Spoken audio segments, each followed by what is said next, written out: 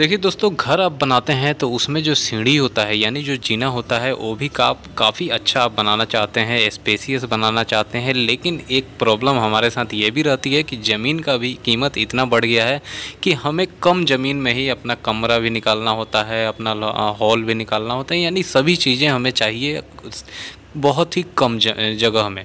तो फिर जो उसमें जो सीढ़ी निकाला जाता है, हम सीढ़ी के लिए ज़्यादा ध्यान नहीं देते हैं और जब हम सीढ़ी निकालने जाते हैं तो पता चलता है कि बहुत कम जगह छोड़ा है हमने और इसमें सीढ़ी निकालना बड़ी मुश्किल का काम है।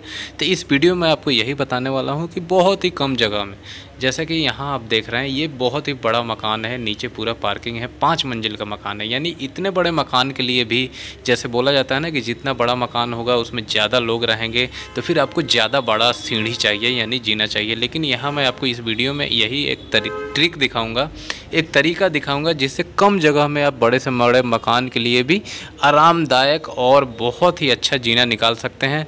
तो आप चाहे छोटा मकान बनाएं या बड़ा मकान बनाएं, जो मैं इस चीज़ में इस वीडियो में आपको समझा रहा हूँ वो फॉलो ज़रूर कीजिएगा, तो आपका जीना भी स्पेसियस, कंफर्टेबल और स्टैंडर्ड साइज के हिसाब से निकल के आएगा। तो आपको चाहे आपके घर में बच्चे हैं, बुजुर्ग हैं, किसी को भी दिक्कत नहीं होगा। तो चलिए वीडियो को अब डिटेल में शुरू करते हैं। देखिए यहाँ पे जो मैं आपको ये सीढ़ी दिखा रहा हूँ, आप देखिएगा इसके नीचे यहाँ पे टॉयलेट भी बना दिया गया है, जो कि आपके पार्किंग में सर्वेंट लोग रहते हैं तो उनके लिए बहुत ही सही रहेगा।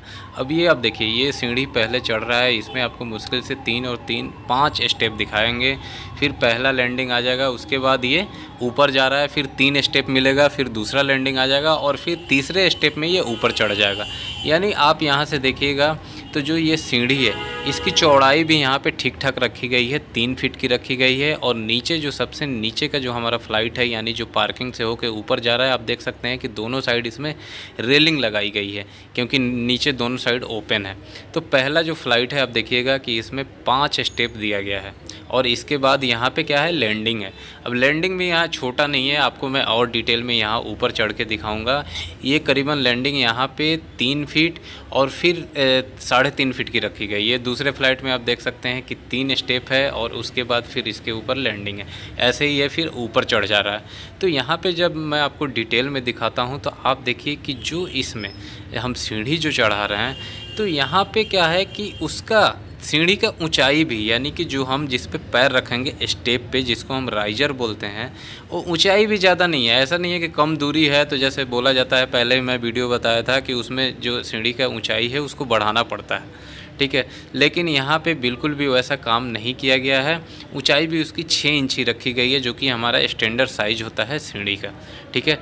और इसमें 3 पार्ट में जो ये सीढ़ी चढ़ाया गया है, तो दोस्तों इतनी ऊंची बिल्डिंग है, इसमें लिफ्ट तो है, बहुत लोग लिफ्ट नहीं देते हैं तो वहाँ पे दिक्कत आ जाती है। तो 3 पार्ट में आप सीढ़ी देते हैं, तो बुजुर्ग हैं, बच्चे हैं या आप हो गए, जब इतनी ऊपर चढ़िएगा तो बीच में थकावट होती है, या सामान लेके चढ़ते हैं तो आप थक जाते हैं। तो 3 पार्ट में सीढ़ी होता है, तो सामान चढ़ाने में या आपको चढ़ने में बहुत ही कंफर्टेबल होता है, आपको बिल्कुल भी थकावट नहीं होती है। तो ये चीज़ का भी ख्याल रखना चाहिए कि जितना बड़ा हम बिल्डिंग बनाते हैं उतना कम हमें स्टेप देना है एक फ़्लाइट में। एक फ़्लाइट कहने का मतलब है कि जब हम चढ़ना शुरू करते हैं फिर जाके रुकते हैं, तो उस बीच में जितना स्टेप होता है उसको फ़्लाइट बोलते हैं।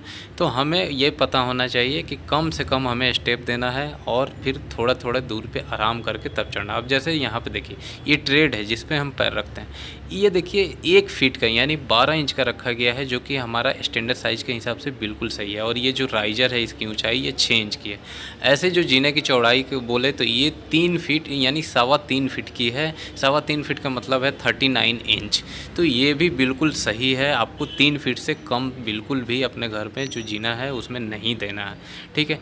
तो यहाँ पे हम क्या करते हैं, अब शुरू करते हैं। जैसे अब हमारा जो पार्किंग का छत आपने देखा, ये 9.5 फीट की ऊंचाई पे है। तो 9.5 फीट की ऊंचाई पे आप बनाते हैं, तो देखिए पहला स्टेप हमने शुरू किया तो 5 स्टेप हम देंगे, उसके बाद हमारा ये पहली लैंडिंग आ जाती है। आप देखिए ऐसे जो गहराई में इसका दिखाया ये 3.5 फीट और इसकी चौड़ाई 3 फीट की है। अब ये दूसरा जो हम फ़्लाइट पे चढ़ रहे हैं, 1 स्टेप, 2 स्टेप, 3 स्टेप, फिर 3 स्टेप के बाद ही हमारी दूसरी लैंडिंग यहाँ पे आ जा रही है। दूसरी लैंडिंग की जो चौड़ाई है वो थोड़ा कम है, यहाँ पे 2.25 फीट है और इसकी गहराई भी आपको पूरी 3 फीट मिलेगी, ठीक है। थोड़ा सा यहाँ पे कम हो जाता है, आप देख सकते हैं यहाँ पे 3 से 4 इंच यहाँ पे कम हो जाता है। अब उसके बाद लास्ट वाला फ़्लाइट जो है हम उस पर चढ़ेंगे, यानी छत पे जाने की 1 स्टेप, 2 स्टेप, 3 स्टेप, 4, 5, फिर 5 स्टेप के बाद हम ऊपर अपने छत पे चढ़ जाते हैं, जैसे मैं आपको दिखाया था। ठीक है, तो यानी कि आप देख सकते हैं कि नीचे का 5 स्टेप, बीच वाले का 3 स्टेप, 8 स्टेप और ऊपर का 5 स्टेप, टोटल आपका कितना होता है, 13 स्टेप होता है। और 2 लैंडिंग यानी 3 लैंडिंग, नीचे वाला एक लैंडिंग हो गया, बीच वाला एक लैंडिंग हो गया और तीसरा एक छत वाला लैंडिंग हो गया, 3 लैंड पे, यानी 13 3 16 स्टेप आप मान के चले तो आप ऊपर अपने छत पे चढ़ जाते हैं। यानी कि 9 फीट के हाइट पे आप आराम से चढ़ जाते हैं, बहुत ही कंफर्टेबल तरीके से। तो इसी तरीके से आपको ऐसा कुछ बनाना है। दोस्तों, आपके घर का जो सीढ़ी में आप कितना जगह छोड़े हैं और आपको कैसा सीढ़ी चढ़ाना है और आपके छत का ऊंचाई कितना है, आप हमें कमेंट करके ज़रूर बताइएगा। मैं कोशिश करूंगा कि सभी के सवालों का जवाब देने का, कि कम जगह में आपके घर के लिए सबसे अच्छा सीढ़ी किस हिसाब से बनेगा।